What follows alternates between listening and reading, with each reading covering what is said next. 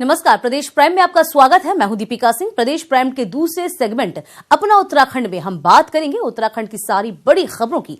CM Trivendra Singh Rawat और सांसद भगत सिंह कोश्यारी आज खटीमा पहुंचे, जहां उन्होंने एकलव्य आवासीय विद्यालय के साथ ही केंद्रीय विद्यालय का शिलान्यास और 15 एकड़ जमीन का भूमि पूजन किया। साथ ही सीएम ने 3 विधानसभा क्षेत्रों के लिए 64 योजनाओं व लोकार्पणों का शिलान्यास भी किया है। क्षेत्रीय समस्या को देखते हुए नानकमत्ता के बिजली गांव में सड़क निर्माण की घोषणा भी हुई और खटीमा में 2 फ्लाईओवर जल्द बनाने का भी सीएम रावत ने ऐलान किया है। सीएम ने लोगों को बधाई देते हुए कहा कि अब एकलव्य आवासीय विद्यालय और केंद्रीय विद्यालय बनने से खटीमा के लोगों को एक बड़ी राहत मिल सकेगी। 2 महत्वपूर्ण विद्यालयों का यहाँ पर शिलान्यास किया गया है। एक एकलव्य विद्यालय आवासीय विद्यालय होगा और एक केंद्रीय विद्यालय। तो मैं समझता हूँ कि ये न केवल खटीमा बल्कि इस पूरे क्षेत्र के लिए बहुत ही अच्छी शिक्षण संस्थान, जो अभी तक यहाँ पर कमी खलती थी, वो शिक्षण संस्थानों का यहाँ पर आज शिलान्यास किया गया है और भविष्य में वहाँ पर हमारे बच्चे पढ़ सकेंगे। मुख्यमंत्री त्रिवेंद्र सिंह रावत आज बाजपुर भी पहुंचे और यहां उन्होंने 94 करोड़ रुपए की दर्जनों विकास योजनाओं के लोकार्पण करने के साथ ही 73 करोड़ रुपए की विकास योजनाओं का शिलान्यास भी किया है। इस दौरान यहां मुख्यमंत्री के साथ बीजेपी सांसद भगत सिंह कोश्यारी और बाजपुर के स्थानीय विधायक और मंत्री यशपाल आर्य भी मौजूद रहे। उधम सिंह नगर में मुख्यमंत्री के कार्यक्रम का विरोध करने जा रहे एसपी और कांग्रेसी कार्यकर्ताओं को पुलिस ने गिरफ्तार किया। 4 दर्जन एसपी और कांग्रेस कार्यकर्ताओं को पुलिस ने पकड़ा। ये लोग काले झंडे लेकर बाजपुर में कार्यक्रम स्थल की तरफ जा रहे थे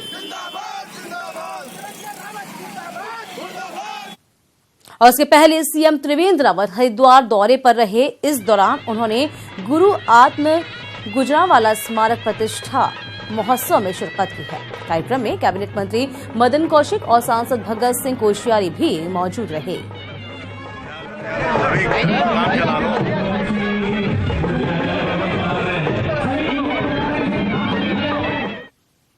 अब किसी भी दिन लोकसभा चुनाव की अधिसूचना लागू हो सकती है। इस आहट के बीच सरकार ने अपना पूरा तंत्र विकास योजनाओं की घोषणा, शिलान्यास और उद्घाटन में लगा दिया है।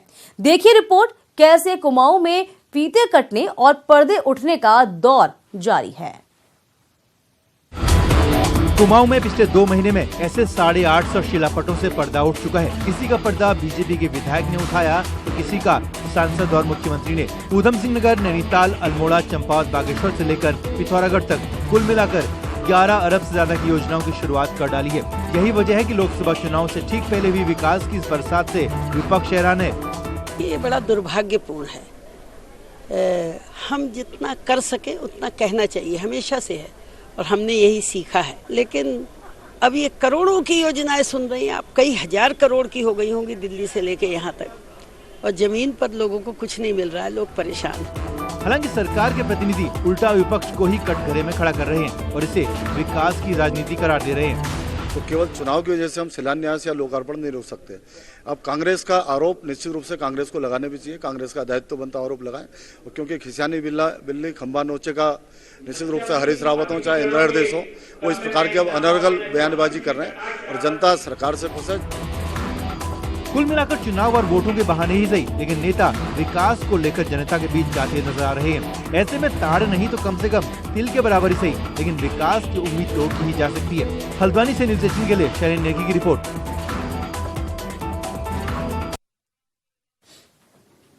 बड़ी खबर आ रही है, उत्तराखंड वन विभाग में एक बड़ा फेरबदल हुआ है। 30 आईएफएस अफसरों का ट्रांसफर किया गया है। वन विकास निगम के एमडी जेएस सुहाग हटाए गए हैं। इधर रंजना काला बनाई गई हैं चीफ वाइल्ड लाइन वार्डन। वहीं उत्तराखंड एमडी वन विकास निगम बनाए गए हैं मोनिश मल्लिक। इसके अलावा आपको बता दें कि मनोज चंद्रन का कद बढ़ा दिया गया है। एचआरडी के साथ साथ सीईओ बंबू बोर्ड बनाए गए हैं। इसी के साथ चंदन राजाजी पार्क के डायरेक्टर सनातन सनोकर का तबादला हुआ है। जलागम प्रबंध में प्रतिनियुक्ति पर सोनकर गए हैं।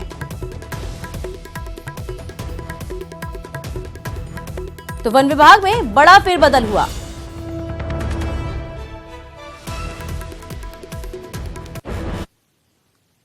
लोकसभा चुनाव से ठीक पहले त्रिवेंद्र सरकार ने पार्टी के 50 से ज्यादा नेताओं को सरकारी बोर्ड्स में एडजस्ट कर दिया है। अब इसे पार्टी के अंदर चल रही नाराजगी को थामने की कोशिश माना जा रहा है।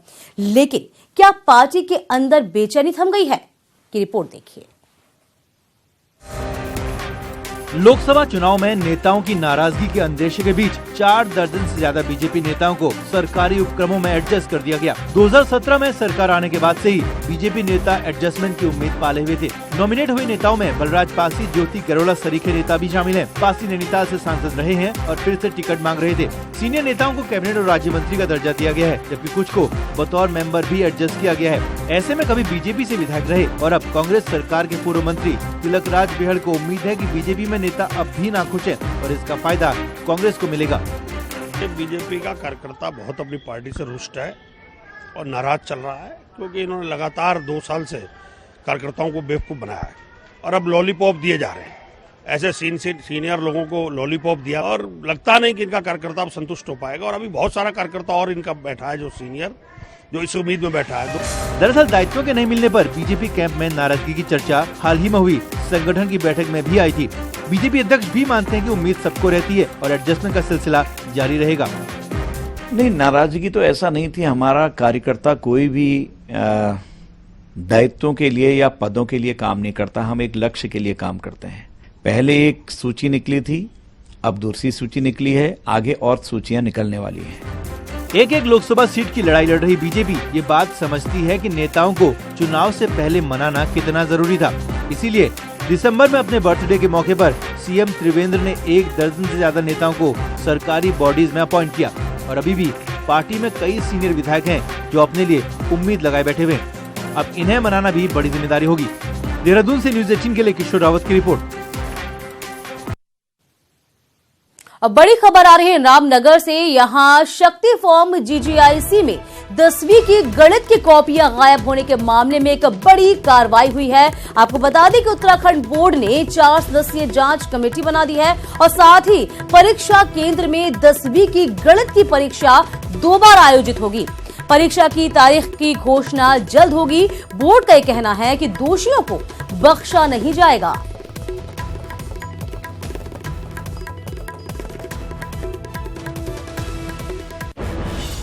असल में उधम सिंह नगर के शक्ति फॉर्म में 10वीं गणित की 38 कॉपियां गायब हो गई थी। कल हाई स्कूल की गणित की परीक्षा थी और इसके बाद एक शिक्षक शक्ति फॉर्म इंटर कॉलेज की परीक्षा की कॉपी प्राइवेट बस से खटीमा सेंटर ला रहे थे और इस दौरान झनकट के पास बस से कॉपी का एक बंडल गायब हो गया।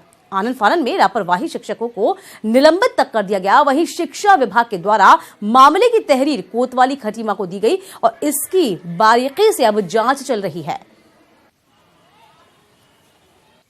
शक्ति फार्म की वहाँ के बंडल भाग जो भी शिक्षक थे और उनके द्वारा जो भी रिपोर्ट लिखाई गई उसके क्रम में कि उनका बैग गायब हो गया है।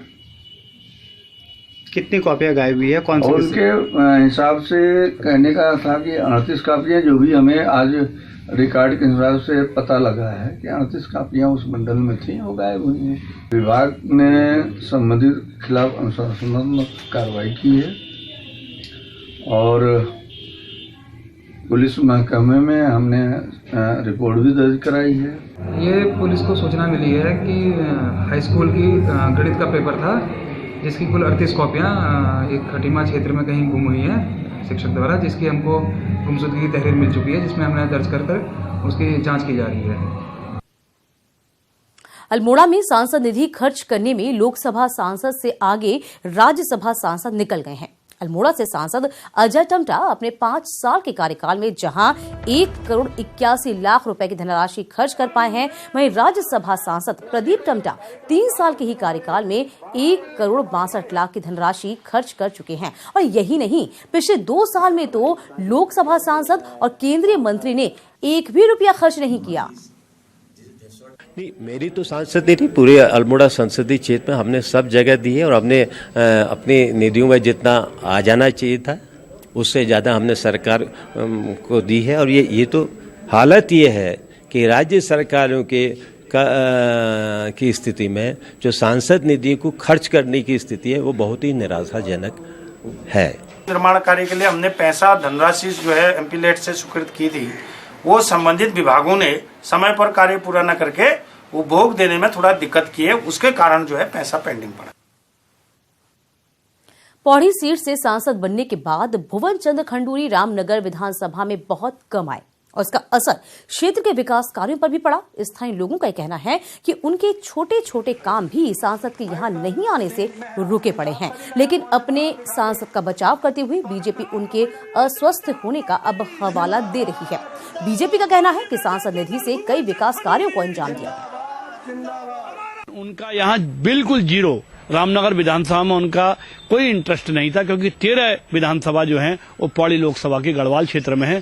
उन्होंने रामनगर की एक अनदेखी जैसी की है। हमारे ये पौड़ी लोकसभा क्षेत्र के माननीय सांसद भुवन सिंह खंडूरी जी पूरे 5 साल के कार्यकाल में 5 बार भी रामनगर में नहीं आए। इससे रामनगर की जनता अपने छोटे छोटे कामों के लिए बहुत परेशान नहीं, ऐसा नहीं है। जनरल खंडूरी जी ने अपने समय में बहुत काम किया है पूरे उत्तराखंड के लिए, पूरी उत्तराखंड की जनता जानती है, पूरे देश के लिए उन्होंने काम किया है। विगत 1 साल से उनका स्वास्थ्य काफी बीच में खराब था, उसकी वजह से नहीं आ पाए, लेकिन चुनाव हो जाने के बाद जनरल खंडूरी जी 2 बार क्षेत्र में आए हैं और उससे पहले भी लगातार क्षेत्र में रहे हैं। टिहरी जिले के सीमांतर गांव कांगड़ा के ग्रामीणों ने शासन प्रशासन को आईना दिखाते हुए खुद ही फावड़ा और कुदाल उठाकर सड़क निर्माण का काम शुरू कर दिया और पहाड़ काटकर करीब 1.5 किलोमीटर सड़क भी बना दी है। 2002 में चमियाला और कांगड़ा गांव के गांव को जोड़ने के लिए 10 किलोमीटर सड़क स्वीकृत हुई थी, लेकिन अब तक भी ये रोड नहीं बन पाई और परेशान होकर ग्रामीणों ने अब खुद ही रोड बनाने का फैसला किया और लगातार ग्रामीण श्रमदान कर रहे हैं।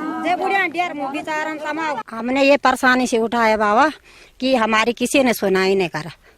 हाँ, किस आने जाने में दिक्कत हुआ, किसी का पैर में दर्द है, किसी का कुछ भी हो जाते, बीमार हो जाते, तो हम यहाँ से नीचे निकल नहीं सकते। विभाग को भी और सरकार को भी बार-बार पत्र द्वारा भी लिखा और वो भी किया, हड़ताल भी किए और उसके बाद हमारी सुनाई नहीं हुई। इसीलिए सर्व ग्राम सभा परेशान होकर यहाँ पर सभी भाई ने ये निर्णय लिया स्वयं हम अपनी रोड खोदेंगे। बड़ी खबर पिथौरागढ़ से, यहां धारचूला की गाला पोस्ट में तैनात आईटीबीपी के जवान विनोद कुमार की मौत हुई है। विनोद कुमार की मौत हार्ट अटैक की वजह से हुई है। विनोद कुमार यूपी में नोएडा के दादरी के रहने वाले थे। तो पिथौरागढ़ से बड़ी खबर, सीमा पर तैनात आईटीबीपी के जवान की मौत हार्ट अटैक से हुई है।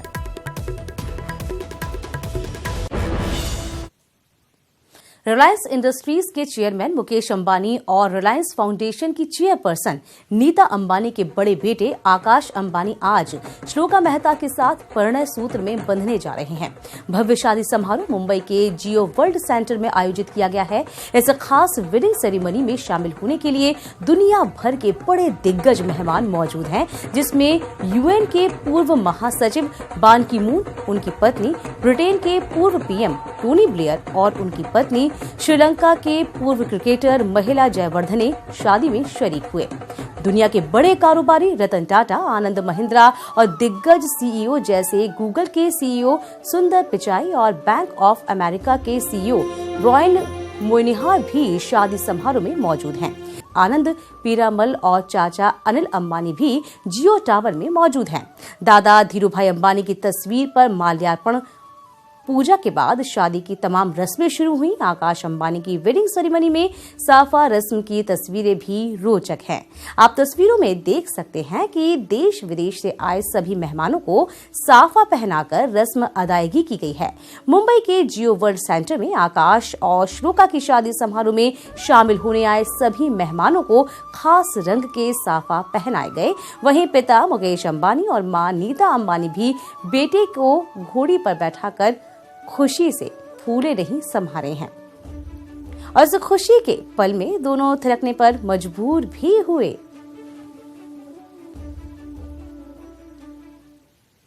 और इसी के साथ इस बुलेटिन में अभी के लिए इतना ही। छोटा सा ब्रेक, इसके बाद 18 की पंचायत आप देखेंगे।